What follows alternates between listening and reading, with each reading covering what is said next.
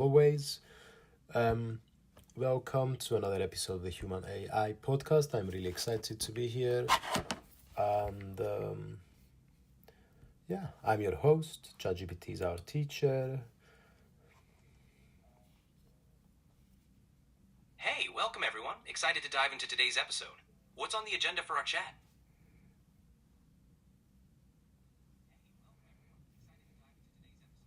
Okay. The volume seems to be fine. We're just gonna go straight and dive into micronutrients and chest imaging. Okay, ChatGPT. As always, let's start by telling to our audience and to me, to be honest, why is this a significant topic? I mean, there are two distinct topics. I like kind of multitasking with two slightly distinct topics. So micronutrients, and we're going to talk about chest imaging too. And when I say micronutrients, I want us to talk about minerals and trace elements. Great. So micronutrients like minerals and trace elements are essential because they play crucial roles in our body's functions, from enzyme activities to bone health. Now, when it comes to chest imaging, that's vital for diagnosing various conditions like infections, fractures, or tumors. Both topics are super important in their own right. Okay, I don't like your answer. It's a bit too general. Go specifically. Think of it from a doctor's perspective, from a patient's perspective, and from just an interested learner's perspective.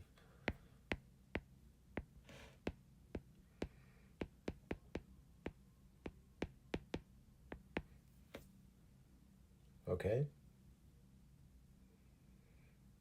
It's being shy, guys. Let's ask you again. So ChatGPT, I asked you if you could kind of give us a more specific answer and kind of tell us from a doctor's perspective, a patient's perspective, and an interested learner's perspective why these are important topics. Sure. From a doctor's perspective, understanding these topics ensures accurate diagnosis and effective treatment plans. For a patient, it builds trust and helps them understand their health better. And for a learner, it deepens knowledge, making complex concepts more approachable. Interesting, but how exactly does the doctor have a better idea of diagnosis and treatment by studying these topics? Well, by studying these topics, a doctor gains a thorough understanding of symptoms, causes, and treatment options, which helps them identify the correct diagnosis more accurately. I feel you're speaking quite generic here. Please answer to me with the specific kind of topic we're talking about today. Got it. So, for example, with chest pain, studying it helps doctors differentiate between cardiac and non-cardiac causes. This knowledge is crucial for determining whether the pain is due to something like a heart attack, which needs immediate intervention, or something less urgent. All right, that's a bit better. I'm not going to push you too much, although I didn't love your answer. And generally, we'll try to cover other things in the podcast too, like relation to philosophy and stuff like that. So, let's start with a bit of an overview of micronutrients. So we're talking about vitamins and minerals and trace elements, right? Absolutely. Micronutrients are essential nutrients needed in small amounts. Vitamins, like A, C, and D, help with everything from vision to immune function. Minerals, like calcium and iron, support bone health and oxygen transport. Trace elements, such as zinc and selenium, are vital for various biochemical processes. So do we have deficiency, let's say in the UK, do we have deficiency of micronutrients?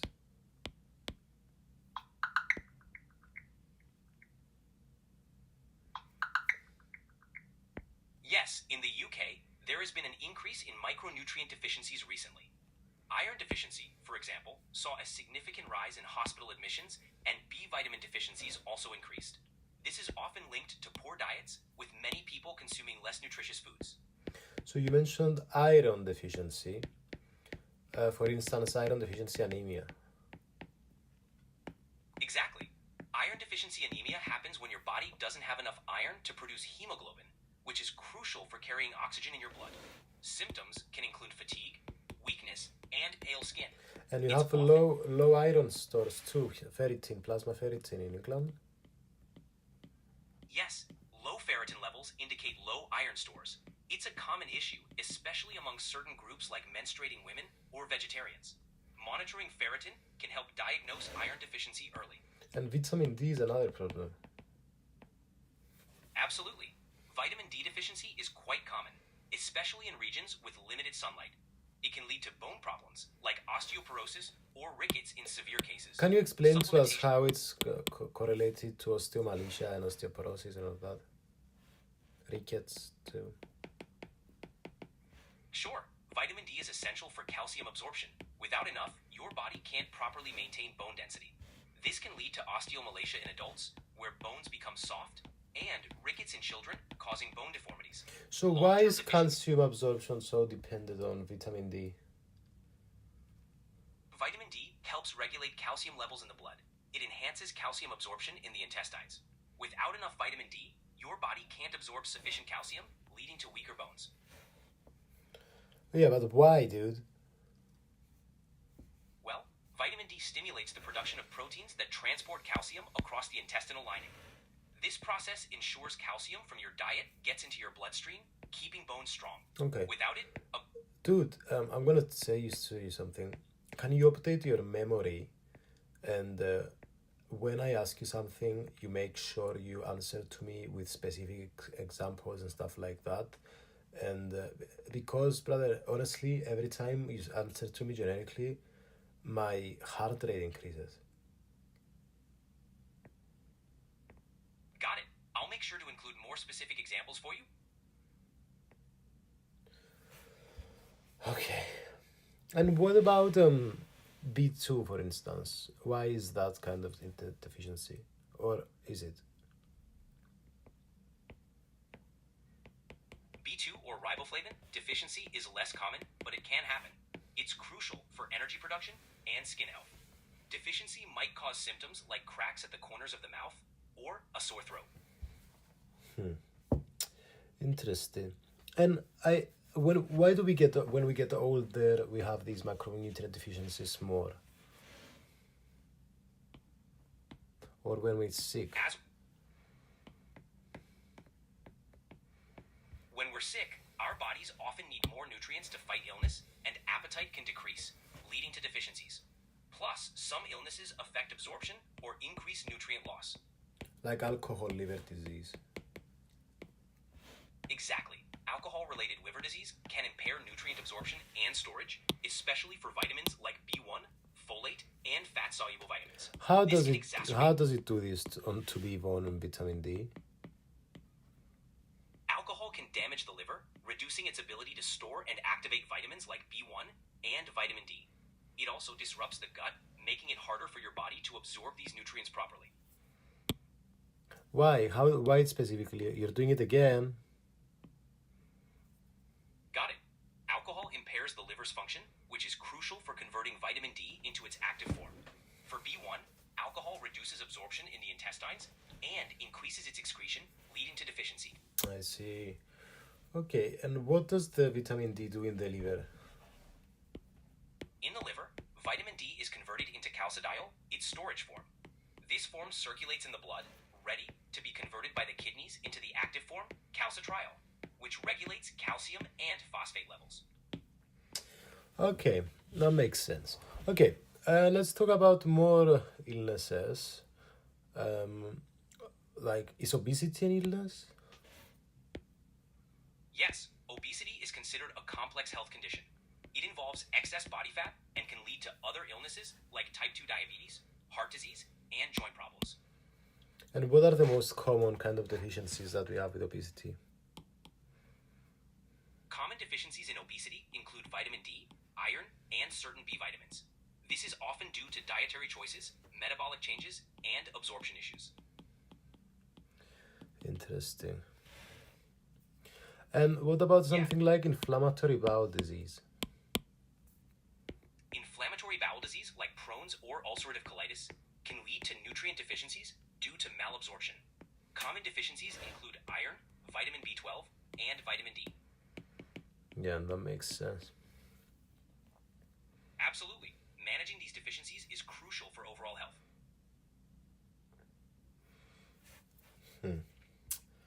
Okay, so how do we maintain a balanced diet?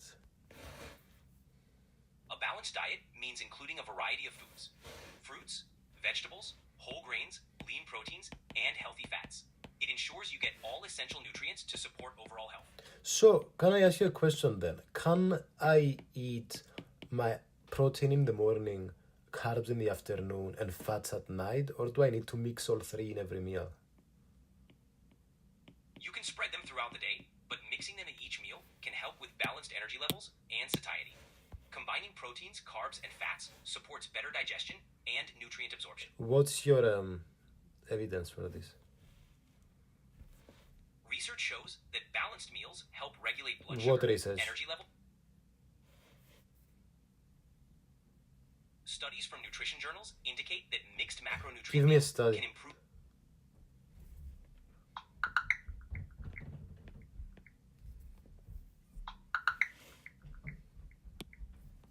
Studies confirm that balanced meals with proteins, fats, and fiber-rich carbs help stabilize blood sugar levels.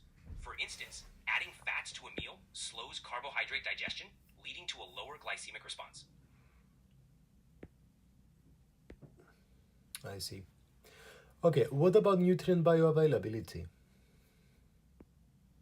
Nutrient bioavailability refers to how well your body can absorb and use nutrients from food.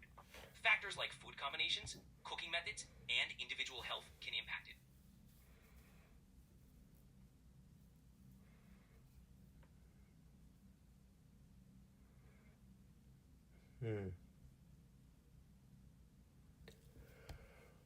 Yeah, it's a key aspect of nutrition.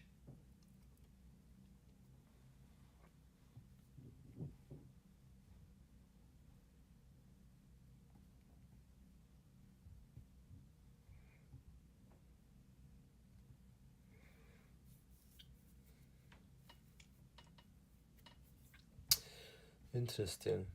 And tell us more about nutrient bioavailability then. Sure. For example, vitamin C enhances iron absorption from plant sources. On the other hand, certain compounds, like phytates in grains, can reduce mineral absorption. So, how you prepare and combine foods matters. Unfortunately, I hate this. I have weird eating habits, guys. I like to eat like one food source in the morning, a different one after. Anyway, okay. So, what are the main sites of micronutrient absorption then? I get it. The main sites for micronutrient absorption are primarily the small intestine. Different sections absorb different nutrients. For example, iron is mostly absorbed in the duodenum, while vitamin B12 is absorbed in the ileum. Do we have any absorption happening in the esophagus and stomach?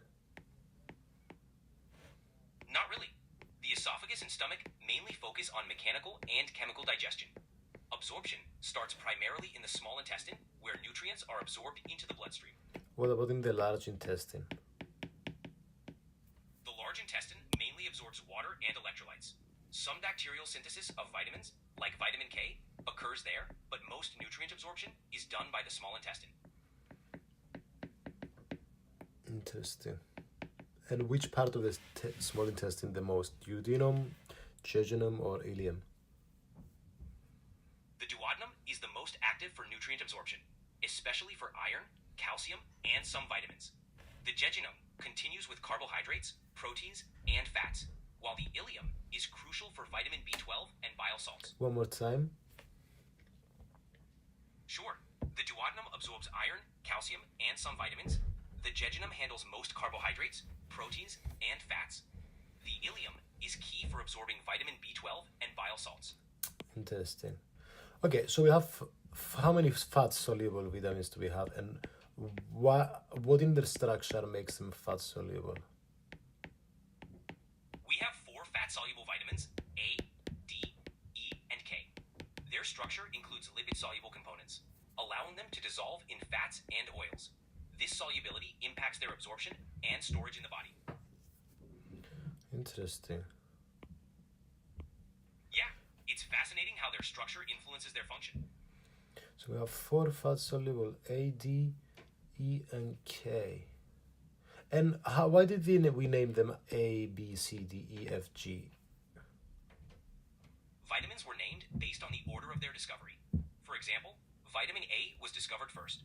The gaps, like no vitamin F, happened as we learned more and reclassified some substances. So someone said that vitamin F existed, but then they said, whoa, no. Exactly. What was once called vitamin F turned out to be essential fatty acids like omega-3 and omega-6. They were reclassified once their nature was understood. So what's the difference between vitamins, mineral, fatty acids, and all that? Vitamins are organic compounds needed in small amounts. Minerals are inorganic elements like calcium or iron. Fatty acids, like omega-3s, are building blocks of fats important for cell function. Wow. And who classified them? And can you tell me the semantics, semiotics, and etymology of the word minerals and vitamins? Vitamins were classified by scientists like Casimir Funk, who coined vitamine from vital amine. Mineral comes from the Latin minera, meaning mine, referring to elements from the earth. Semiotically, they're symbols for essential nutrients. And, okay.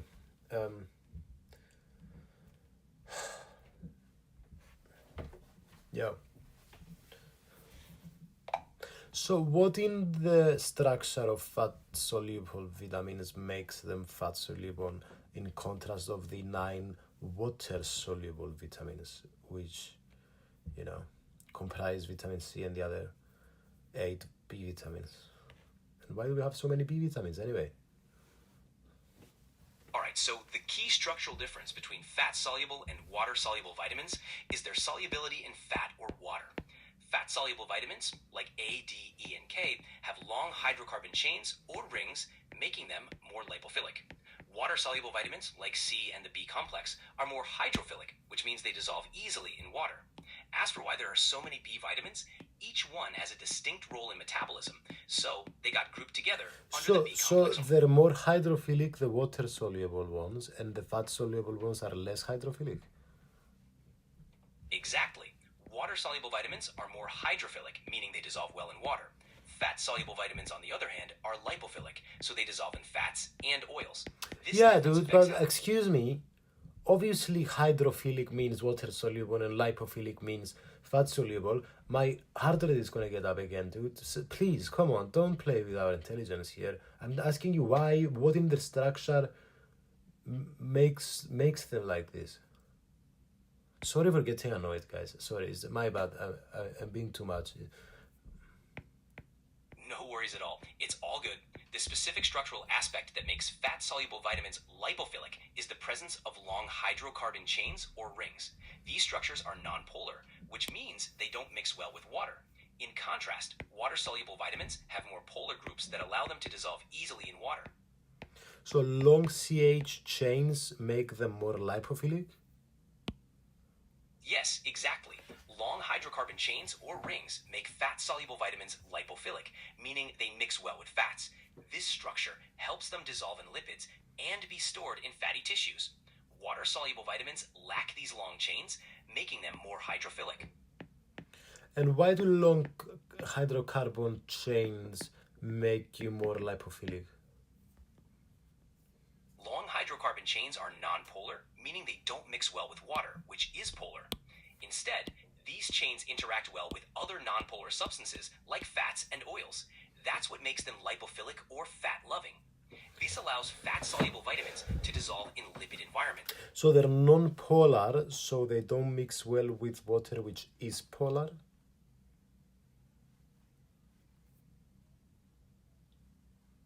Huh? Oh, it's getting shy again. Let me ask it again. So they're non-polar, so they don't mix well with water, which is polar?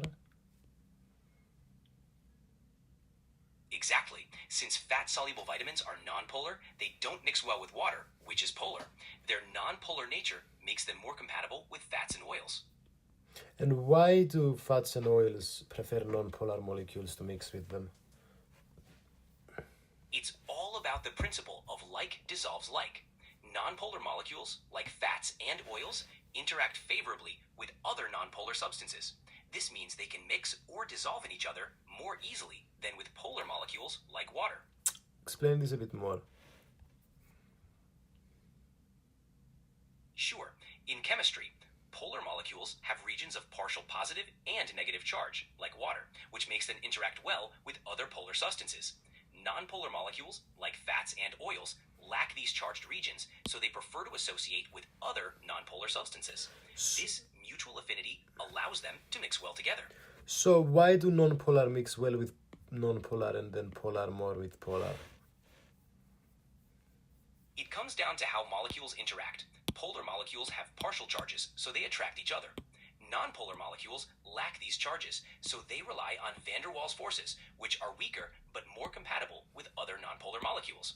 So, polar mixes with polar, and nonpolar mixes with nonpolar for stability.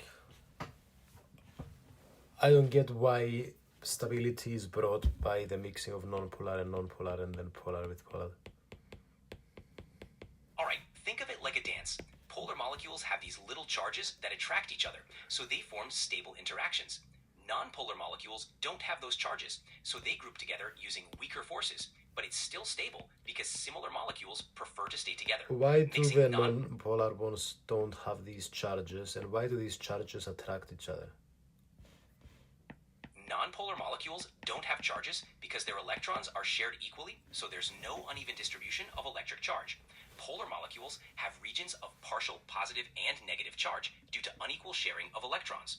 These partial charges attract opposite charges, creating stable interactions, like magnets sticking together. We have 2 viewers. You guys, you should leave a comment if you understand or if you want me to ask something. So, okay, basically you're saying that non-polar molecules share their electrons equally, but the polar ones don't. But that was up to now fair enough. But why do non-polar molecules attract each other? Nonpolar molecules attract each other through weak forces called van der Waals forces. These forces arise from temporary fluctuations in electron distribution, creating brief, weak attractions between molecules. It's not as strong as polar interactions, but it helps nonpolar substances stick together. Van der Waals. Exactly, van der Waals forces. They're weak, but they still help nonpolar molecules stick together. And when did we discover them? Van der Waals forces were named after Dutch scientist Johannes Diderik van der Waals, who described them in the late 19th century. His work laid the foundation for understanding these intermolecular forces. Interesting. Okay, let's talk a bit about the B vitamins now then. We have 8 Sure. B vitamins. Yes, there are 8 B vitamins, each with its own specific role in metabolism. Okay, tell me more. All right, B1 or thiamine helps with energy metabolism. B2, riboflavin, supports cellular function. B3, niacin, is crucial for DNA repair. B5, pantothenic acid, is vital for synthesizing coenzyme A. B6, pyridoxine, is important for amino acid metabolism. B7, biotin, aids in fatty acid synthesis. B9, folate, is essential for cell division. And B12, cobalamin, is key for nerve function and DNA synthesis. So, you know what I'm going to ask. I'm not even going to bother, so answer it. Haha, alright. You're probably curious about why B vitamins are grouped together despite their different functions. They're all water-soluble, crucial for metabolism, and often found together in food sources, which is why they share the B-complex label. Interesting. And do they have something common in their structure? Structurally, B vitamins vary quite a bit, but they all share a relatively small, simple structure compared to other vitamins. What's common is their role in cellular metabolism, particularly as coenzymes or precursors. Interesting. And so B1 is riboflavin, or is it B2 that's riboflavin? Well, no, B2 is riboflavin and B1 is thiamine. That's right, B1 is thiamine and B2 is riboflavin. Each has its own unique function in the body. And what about Okay. What about them makes them... So these are the water soluble, and vitamin C is water soluble too. Yes, vitamin C is also water soluble. What makes these vitamins water soluble is their ability to dissolve in water due to their molecular structure, which includes polar groups that interact well with water molecules. Interesting. So we have thiamine, riboflavin, niacin. Jesus, who named these things? Haha, I know, right? The names come from their chemical structures or functions. Scientists love to get creative with naming conventions. How did they name it then? What was the thought process behind the naming? So, the naming of B vitamins often reflects their discovery order or function. Thiamine, for example, was named for its sulfur and nitrogen components. Riboflavin comes from its ribose sugar, and flavin, which is Latin for yellow. Niacin comes from nicotinic acid. Each name has a story. Interesting. Glad you found it So interesting. folate is B9 and biotin is B7? Exactly. Folate is B9 and biotin is B7. Each plays a unique role in the body's processes. And how do I learn the names of these? I'm not going to memorize them. Do you think they're going to come naturally from kind of just observing them, I guess? I don't know. It can definitely come naturally with time and exposure. As you work with them, you'll remember their names and functions. Yeah, I think that's the way to go too. I don't think I have to sit down and memorize them. I just sit down and work with them in different cases naturally and stuff like that. Okay, so these are water soluble, and also, so why didn't we call vitamin C? Why didn't we give it another B name? And also, what happened to B4 and B8 and B10 and 11? Great question. Vitamin C was discovered separately, and its unique properties earned it a distinct name. As for the missing B numbers, they originally referred to substances later reclassified or found not to be vitamins. So they were dropped, leaving us with the numbers we use today. Why were they dropped? They were not water soluble in the end? Exactly. Some were reclassified as different compounds, like choline, which is now considered an essential nutrient, but not a vitamin. Others were found not to fit the vitamin criteria.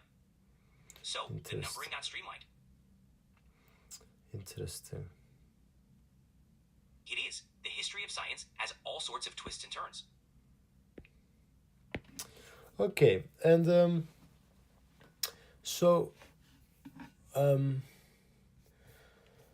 let's talk a bit about vitamin C. In fact, I think this is a good time to change our topic, and let's go to our second topic of the day, and we'll come back to the vitamins.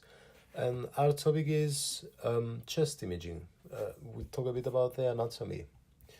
Yeah, does that sound good? Sounds great. Chest imaging is a fascinating topic. Where would you like to start? Well, okay.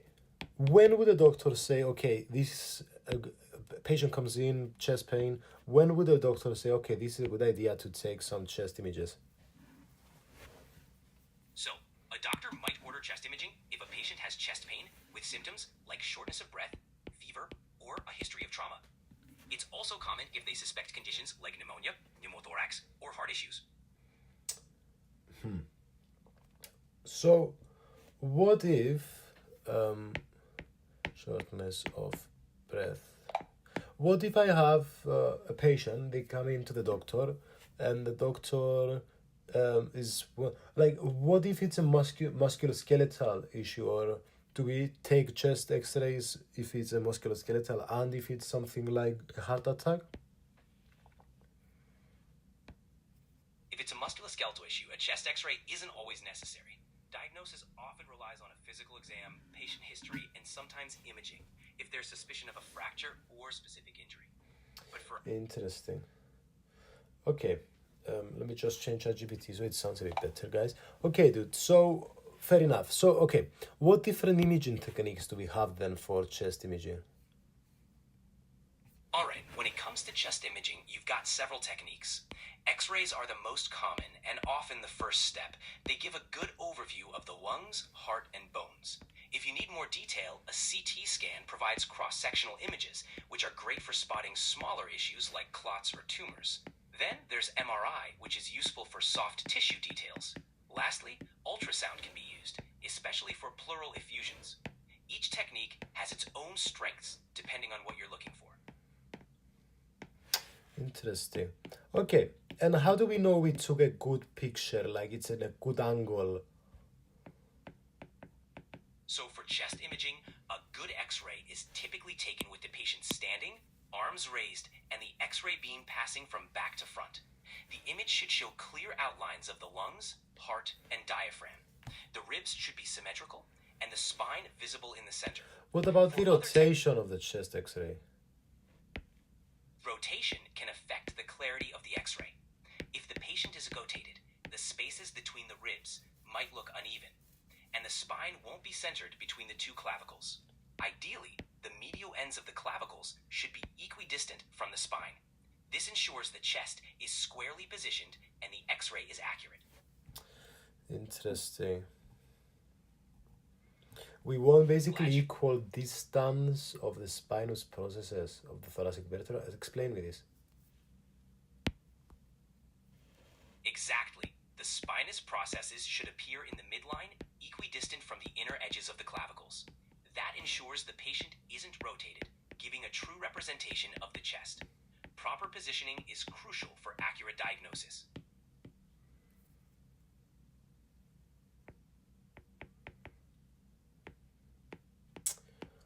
Interesting, but this is very specific measurement.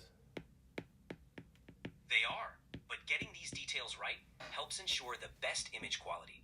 It makes a big difference for accurate diagnosis and treatment. Okay, Is there anything else? Well, of course, there's so many things that we're going to talk about, but I want to ask, can we see blood vessels too when we have a chest X-ray? On a standard chest X-ray, you can see the larger blood vessels, like the aorta and pulmonary arteries. They're not as detailed as on a CT scan, but you can spot major abnormalities, like an enlarged heart or widened vessels. For finer details, a CT or MRI is more informative.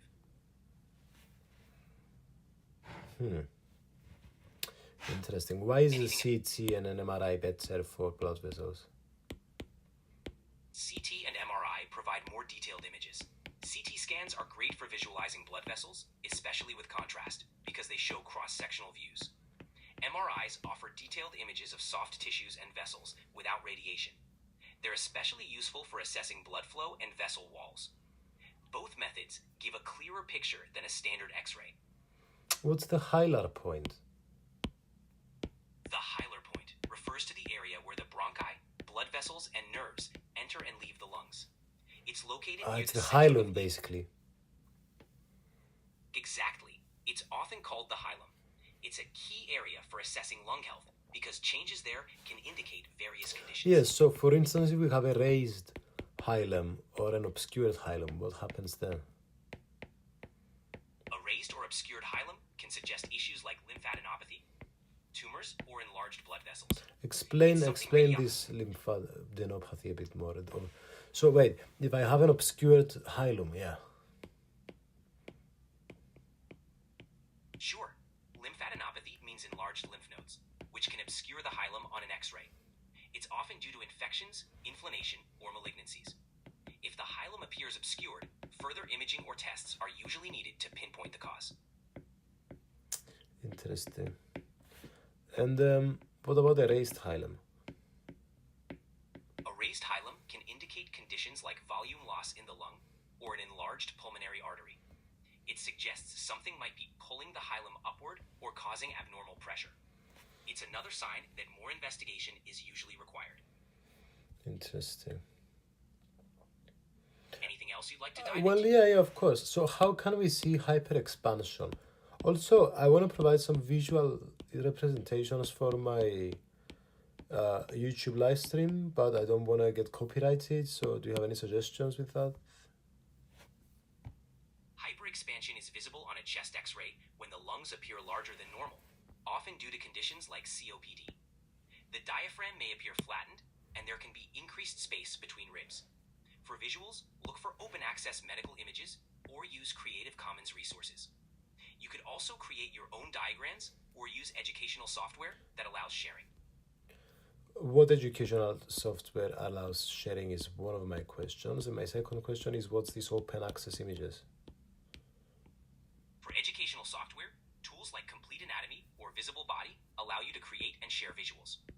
As for open access images, these are freely available images licensed for public use, often found in medical journals or databases like Wikimedia Commons. Interesting. Wait, so Complete Anatomy, I can share it on YouTube?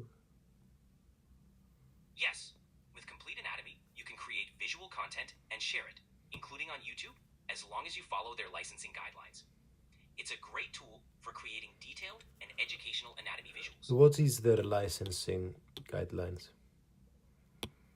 Typically, licensing guidelines for Complete Anatomy involve proper attribution and non-commercial use if you're using their free content. For commercial purposes, you'd need to check their terms or possibly get a license. What do you Always mean, best- non-commercial use? Non-commercial use means you can use the content for educational or personal projects that don't generate revenue. If you're monetizing your YouTube channel or using the content in a commercial setting, you'd need to follow different licensing rules or get permission. Is this the same with Wikimedia? Wikimedia has a variety of licenses, but many images are available under Creative Commons, allowing for both non-commercial and commercial use with proper attribution. It's important to check each image's specific license to ensure you're using it correctly. Perfect. Okay, yeah, I'll think about that on my own time. Sounds good. Okay, so how do we how do we notice that we have hyperexpansion then? Hyperexpansion is typically noticed on a chest x-ray when the lungs appear overinflated, often with flattened diaphragms and increased rib spacing. Clinically, a patient might have a barrel-shaped chest and symptoms like shortness of breath. If we have like the ribs going above, is this hyperexpansion? If the ribs appear more horizontal and there's increased space between them, along with a flattened diaphragm, it suggests hyperexpansion. This is common in conditions like COPD, where the lungs are chronically overinflated. Interesting. It is. It's fascinating how much we can learn from these details.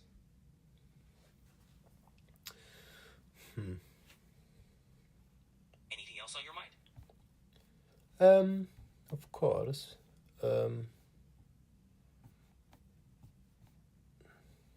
Take your time, whenever you're ready.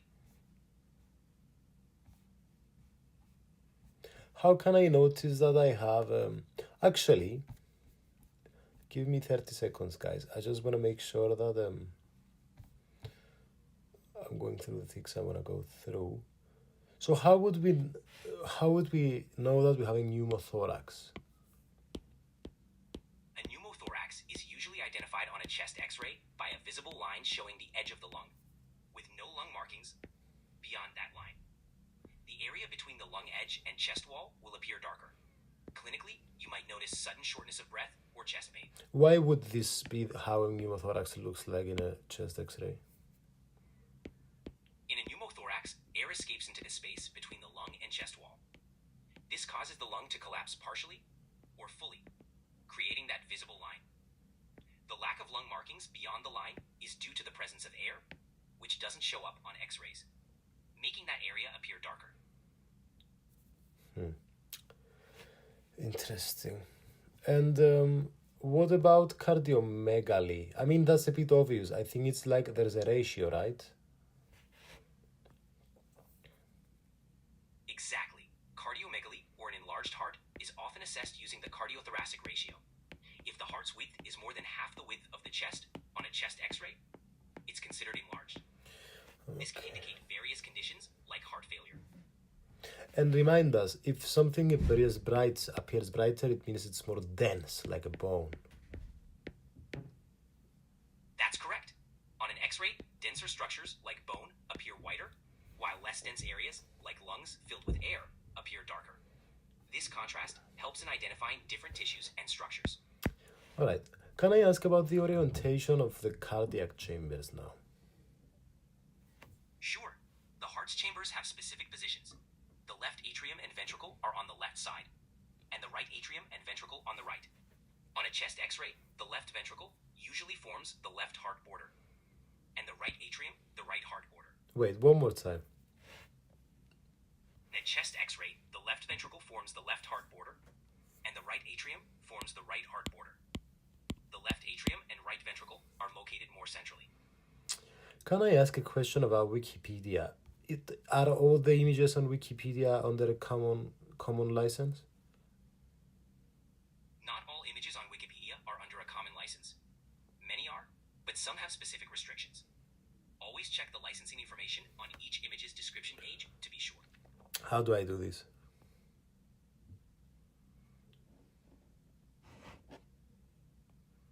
To check an image's license on Wikipedia, click on the image. It'll open a file page with details about the license, attribution requirements, and any usage restrictions. So opening up Wikipedia during a live stream is risky then? It can be if you're not sure about the licensing. It's always best to verify the image rights beforehand to avoid any issues. So what's the worst case scenario? Can they delete my YouTube channel? Worst case scenario, you might get a copyright claim or strike, which can impact your channel. Repeated issues could lead to more serious consequences. What are the serious consequences? Serious consequences can include losing monetization, video takedowns, or even channel suspension if there are multiple violations. Can they take you to court too? It's rare, but in extreme cases, copyright holders can pursue legal action. Usually, it doesn't get that far. Can you give us an example where people got taken to court, YouTubers? One example is the case with YouTuber H3H3 Productions, who faced a lawsuit for using clits in a reaction video. They won the case under fair use, but it shows legal action is possible. It's a reminder to always And what be did this guy do then? H3H3 Productions used clits from another creator's video for commentary and critique. The original creator sued them for copyright infringement, but the court ruled it was fair use as it was transformative and for commentary. Interesting. Okay, let's go back to our topic. So let me just change the volume. Okay. So can I ask a bit of a random question? The coronary artery anatomy. Can we see the coronary artery in the chest image? Sure. The coronary arteries in chest images, especially in imaging techniques like a coronary angiogram. This type of imaging highlights the coronary arteries by injecting a contrast dye, making them visible. In standard chest x-rays, the coronary arteries aren't as clearly visible unless there's calcification. Why does the calcification make them more bright? Calcification in coronary arteries appears bright on x-rays because calcium is dense, blocking x-ray beams. I This see. contrast. And does the interventricular septum receive the majority of blood supply from the circumflex branch? If yes, why? Very specific question here. The interventricular septum gets its blood supply mainly from the left anterior descending artery, LAD, not the circumflex branch. The LAD supplies the anterior 2/3, while the posterior descending artery, often a branch of the right coronary artery, supplies the rest. This distribution ensures efficient oxygenation of the septum. Are you sure? Yes, pretty sure. The LAD typically supplies the majority of the septum. There can be anatomical variations, but in most people, the circumflex branch doesn't supply the bulk of the septum. Interesting.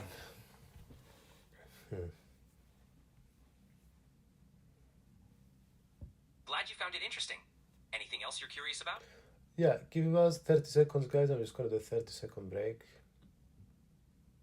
All right, take your time.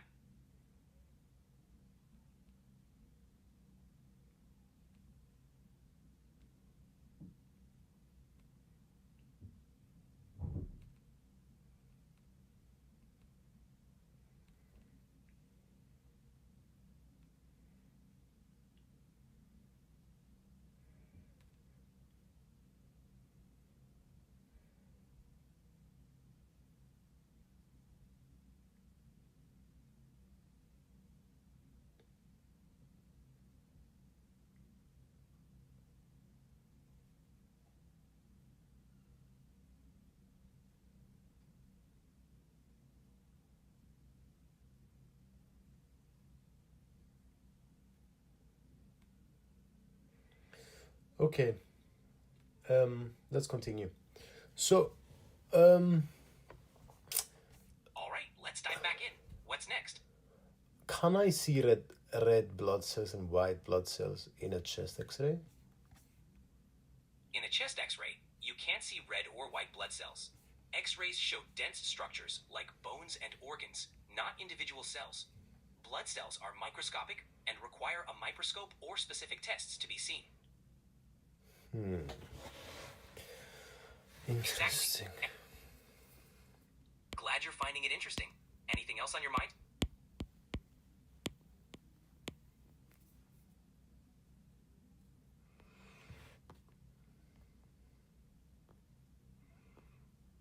ChatGPT, could you go check the chest radiograph website of Wikipedia and let me know if it's under a Creative Commons license?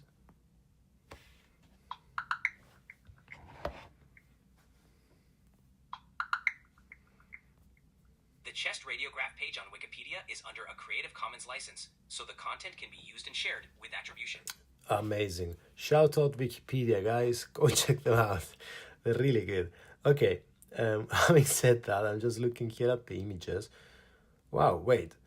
Can we actually see all of these things in a chest X-ray? You can see quite a bit on a chest x-ray. Major structures like the lungs, heart, bones, and sometimes fluid or masses. It's a versatile tool for diagnosing various conditions. Interesting. Yeah, it's pretty fascinating how much info a single image can provide. Okay. Good time to go back to our other topic then. So, we left off talking about the vitamin stuff, and let's go back talk about vitamin C. Sure, let's dive into vitamin C. What aspect are you interested in? Well, first of all, where do we get it through the diet? Vitamin C is found in lots of fruits and veggies. Citrus fruits like oranges, kiwis, strawberries, bell peppers, and broccoli are all great sources. Interesting. Yeah, and it's pretty easy to get enough if you have a balanced diet. Okay, so just a minute. Okay, so with vitamin C, what's the site of absorption? The absorption of vitamin C mainly occurs in the small intestine. It's absorbed through active transport and passive diffusion, depending on the concentration. Typically, the body efficiently absorbs up to around 200 milligrams, but at higher doses, the absorption rate decreases.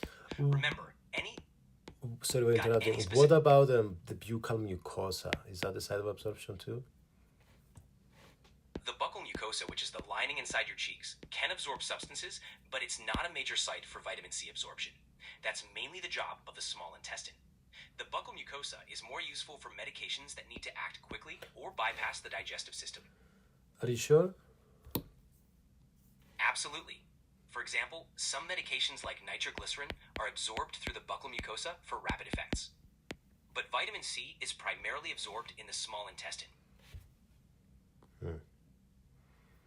Let's You're check. welcome. Let's check this out, dude. By the way, is ChatGPT under a Creative Commons license? No, ChatGPT isn't under a Creative Commons license.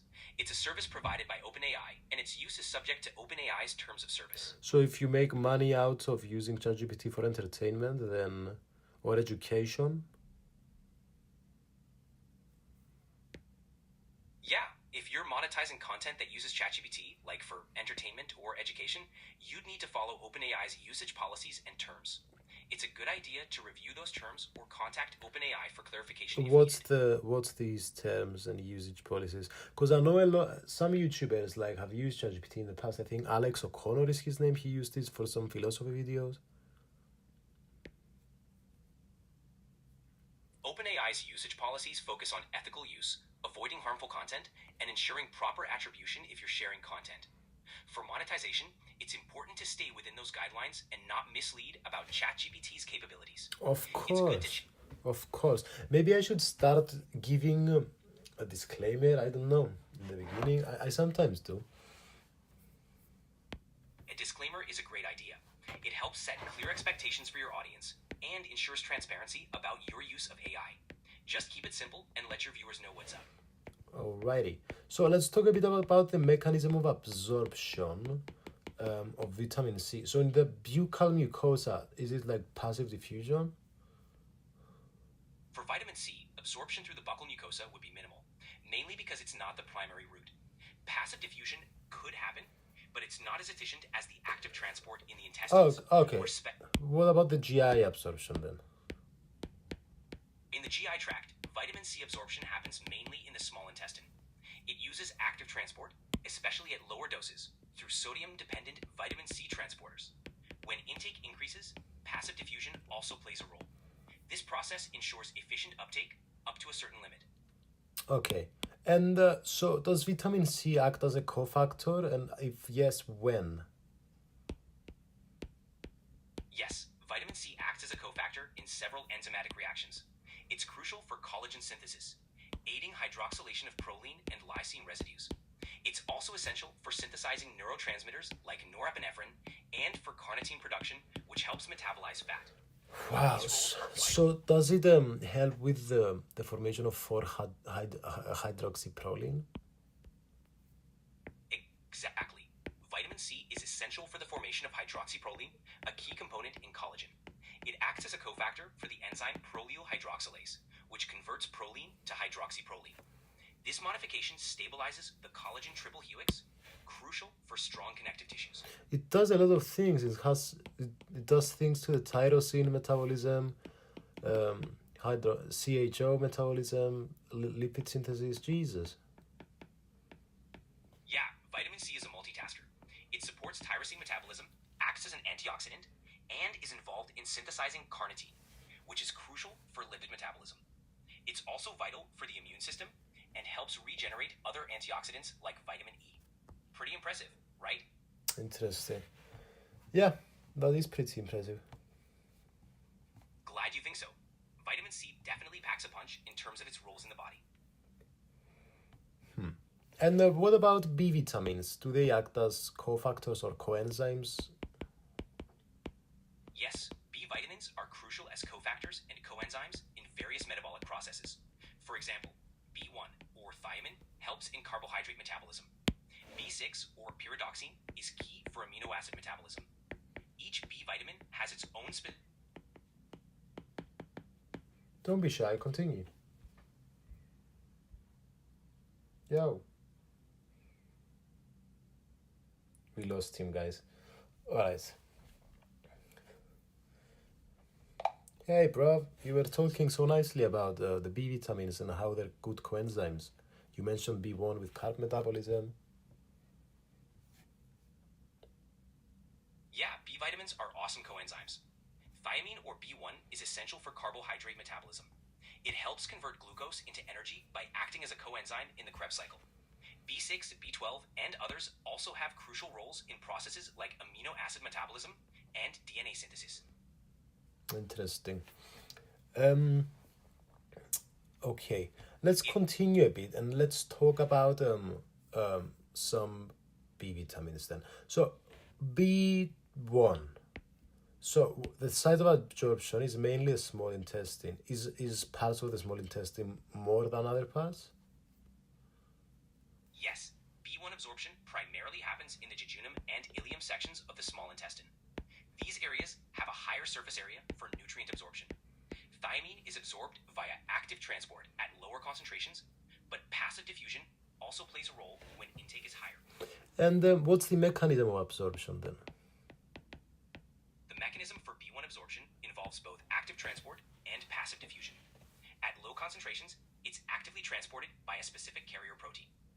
When there's more thiamine, passive diffusion kicks in. So how is sodium involved in all of this? Sodium plays a key role in the active transport of B1. The carrier protein that helps thiamine cross the intestinal cell membrane relies on a sodium gradient. This gradient is maintained by sodium-potassium pumps, which drive the transport process, allowing thiamine to be absorbed efficiently. Interesting. And is passive diffusion too an option? Yep, passive diffusion doesn't require energy or carrier proteins. When thymine concentrations are high, it simply diffuses across the intestinal lining. This method is less efficient, but allows for absorption even when the active transport mechanism is saturated. And what about something like the Wernicke-Korsakoff syndrome? Wernicke-Korsakoff syndrome is a severe condition caused by chronic thiamine deficiency, often linked to alcohol abuse. It affects the brain, leading to symptoms like confusion, memory loss, and coordination issues. Interesting. Okay, we have 5 more minutes, guys. Let's talk a bit more about B vitamins, and then I'm going to come talk more about micronutrients. So ChatGPT, let's talk a bit about riboflavin then, B2. Sure, riboflavin or vitamin B2 is essential for energy production and cellular function. It helps convert carbohydrates, fats, and proteins into energy. It's also important for maintaining healthy skin, eyes, and nerve functions. You can find it in foods like eggs, green vegetables, milk, and meat. And so we said about thiamine that is mainly on the jejunum and ileum. What about the riboflavin? Riboflavin is primarily absorbed in the small intestine, specifically in the proximal part like the duodenum and jejunum. It's absorbed through active transport and facilitated diffusion, which means it's pretty efficient at being taken up by the body. So is it released from proteins? How does it work? Yeah, riboflavin is often bound to proteins in food. During digestion, stomach acid and enzymes release it. Then, it's absorbed in the small intestine and converted into its active forms, FAD and FMN, which are crucial for various cellular processes. Interesting. And can you explain to us how the mechanism of absorption works? Is it hydrolyzed? What's going on? Sure. In the stomach, proteins are broken down, releasing riboflavin. Once it reaches the small intestine, riboflavin is absorbed by enterocytes through active transport. It's then converted into its coenzyme forms, FAD and FMN, which are crucial for various metabolic processes. Interesting. Okay, and let's talk a bit about B12 too, and then we'll come back for part 2 of this today in a few hours. So, tell us about B12 then. All right. Vitamin B12, also known as cobalamin, is essential for red blood cell formation, neurological function, and DNA synthesis. It's mainly found in animal products like meat, fish, eggs, and dairy. Absorption is a bit complex, as it requires intrinsic factor from the stomach to be absorbed in the ileum. Deficiency can lead to anemia and neurological issues. And also we have pepsin and hydrochloric acid involved. Exactly. In the stomach, hydrochloric acid and pepsin release B12 from food proteins. Then, it binds to intrinsic factor, a protein produced by the stomach lining. So pepsin and HCl release B12 from proteins. And then how is haptocorin involved? After B12 is freed, it first binds to haptocorin, a protein in saliva and gastric juice, which protects it from stomach acid. In the small intestine, pancreatic enzymes break down haptocorin, allowing B12 to bind with intrinsic factor for absorption. And why does it need this binding of the intrinsic factor for absorption? The intrinsic factor is crucial because it protects B12 from degradation and facilitates its absorption in the ileum. Without it, B12 can't be effectively absorbed, leading to deficiencies. And that's going to cause us pernicious anemia? Exactly. Without intrinsic factor, B12 can't be absorbed properly, leading to pernicious anemia. And how does the name pernicious anemia link to B12 in any way whatsoever? The term pernicious means harmful, reflecting how severe untreated B12 deficiency can be. Before understanding its cause, pernicious anemia was often fatal. It's directly linked to B12 because the lack of intrinsic factor prevents B12 absorption, causing the anemia. Okay, perfect. So, thank you for watching part 1 of chest imaging and micronutrients, guys. We're gonna come with part 2 in a few hours soon. So, yeah, have a good rest of your day, and I'll see you really, really soon. Peace. Great job wrapping up. Looking forward